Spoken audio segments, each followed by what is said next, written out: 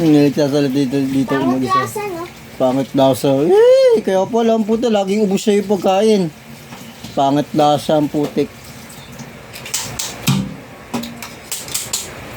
Bakit ba lasa yun? Ubos na? Oh. Pang-ina. Kasi may tulog na. Tulog na, ha?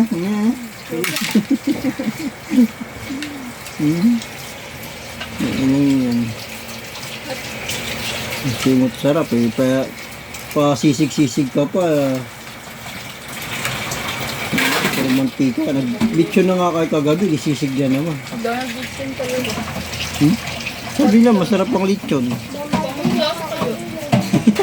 Ikaw na lang masarap pagdating ng ano may Sabi ng mama mo, masarap. Nga yun, tanga. Mama mo lagi sabi masarap eh. Tanggalin mo sarsa nun.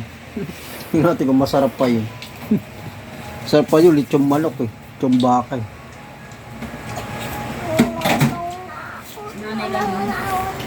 Puro lechon ng puta.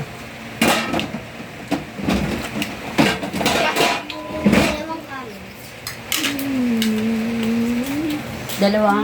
Bus ah. Loh, puro take two pa ang puta. Pala mo ko, nag-take you pa to. Oh, Take out pa yan.